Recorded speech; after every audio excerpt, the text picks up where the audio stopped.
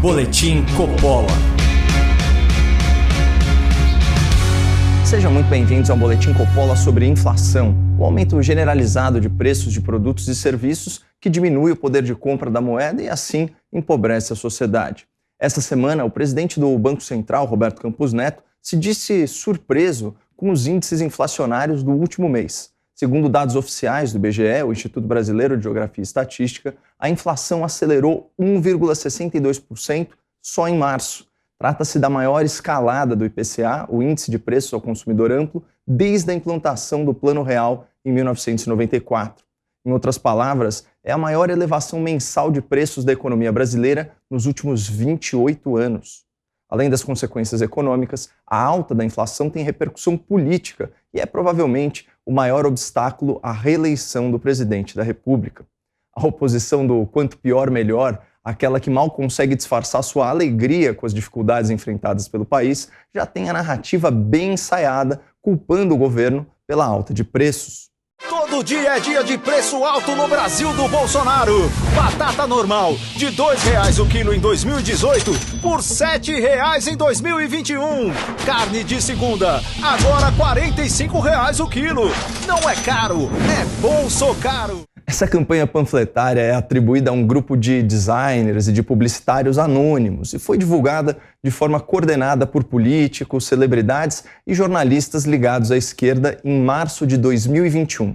Por uma coincidência incrível, essa também foi a tônica do discurso de Lula na sua primeira coletiva de imprensa após a sua descondenação pelo STF. Vocês não sabem como eu ficava feliz quando eu vi um trabalhador mostrar uma picanha e falar: eu vou comer picanha e vou tomar uma cerveja. É uma coisa fantástica. Fantástica mesmo é a memória seletiva do Lula. Por maior que seja a inflação agora, em razão dos efeitos da pandemia e da guerra, ela já foi maior no seu próprio governo, 13,98% no acumulado de 12 meses em outubro de 2003. Sem falar no desgoverno Dilma, quando o aumento generalizado de preços também superou a casa dos 10%. A inflação de 2015, por exemplo, foi maior que a inflação de 2021. A diferença é que só no ano passado o Brasil gerou mais de 2.700.000 postos de trabalho com carteira assinada e no total o país contabilizou mais de 8 milhões de pessoas ocupadas. Já no governo Dilma, em 2015 e 2016, foram mais de 2.800.000 empregos formais extintos. Isso num cenário sem qualquer crise internacional, apenas em razão da incompetência e da corrupção dos petistas e dos seus aliados de ocasião. A real é que tudo que o PT entregou de bandeja com uma mão, ele arrancou à força com a outra depois de algum tempo, inclusive a picanha. Mas o ponto aqui é que a inflação atual, ao contrário da inflação da era petista, não é uma exclusividade da economia brasileira. Esse aumento generalizado de preços é um fenômeno global, causado pelos efeitos da paralisação econômica durante a pandemia e pela guerra em curso na Europa. Tanto a pandemia quanto a guerra geraram escassez e interromperam cadeias de produção, acarretando um aumento de preços generalizado. E os dois principais itens que estão puxando a inflação mundial são os preços da energia, especialmente os derivados de petróleo, e o preço dos alimentos. Até aquele especialista em despiora da economia escreveu ontem um artigo sobre esse tema na Folha de São Paulo. Aspas, inflação mundial da comida é a maior em 32 anos. Disparada de preços de alimentos medida pela FAO é recorde.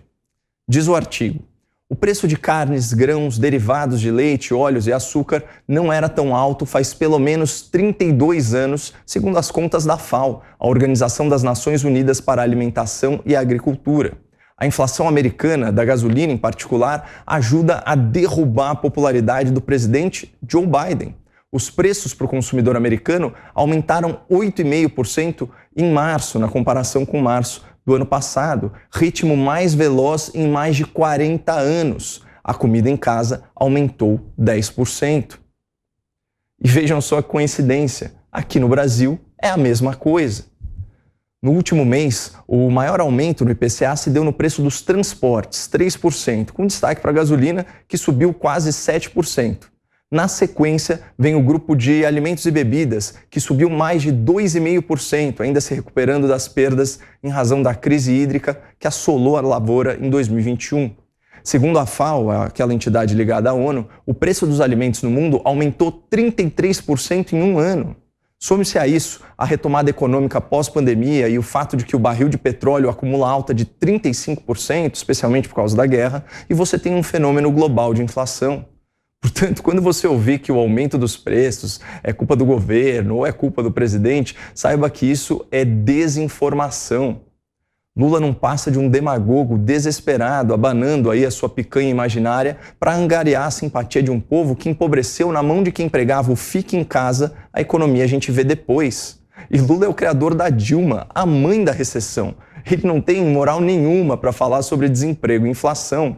Até porque, em países governados e exaltados pela esquerda brasileira, a situação é muito pior. Para ficar nos dois exemplos mais óbvios, enquanto a inflação no Brasil fechou 2021 em 10%, a inflação na Argentina superou 50%. E a inflação na Venezuela atingiu inacreditáveis 680%. E por lá, nesses países, eles fazem exatamente o que o Lula quer fazer no Brasil. O controle, até o congelamento de preços de itens essenciais, o que acaba gerando escassez e crises de desabastecimento. Mas qual a perspectiva da inflação aqui no país? Há 3 boas notícias nesse fronte. Primeiro, a redução ou a isenção de tributos sobre os combustíveis, o que tende a baratear o custo do gás, do diesel e da gasolina para o consumidor final. Segundo, o fim da crise hídrica, que provocará uma redução sensível na conta de energia elétrica e vai favorecer a produção agrícola, reduzindo a escassez de alimentos. E terceiro, a valorização da moeda nacional. Esse ano, dentre as 38 moedas monitoradas pelo FMI, o Fundo Monetário Internacional, o real foi aquela que mais se valorizou frente ao dólar. Ainda não é suficiente para recuperar o tombo da pandemia, que chegou aí a 30%, mas já é um alívio em termos de custos de importação de commodities e produtos. Considerando o programa bilionário de concessões de ativos de infraestrutura e o recorde de investimentos estrangeiros na Bolsa de Valores, a valorização do real tende a persistir. Todos esses fatores, associados a taxas mais altas de juros, contribuem para a desaceleração da inflação, mas o aumento de poder de compra do cidadão não será um processo rápido. E esse é o principal desafio de comunicação da campanha do presidente da República pela sua reeleição.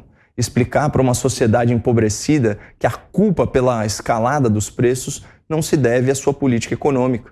E demonstrar que, com a esquerda no poder, a situação já foi e provavelmente seria muito pior. De qualquer maneira, a inflação é, sem dúvida, o adversário mais poderoso de Bolsonaro nessas eleições. Por outro lado, os fatos são seus maiores aliados. É questão de saber transmiti-los à população, porque o outro lado fará o que for possível para desinformar. Super errado Bolsocaro, metendo a mão no seu bolso e custando caro, muito caro.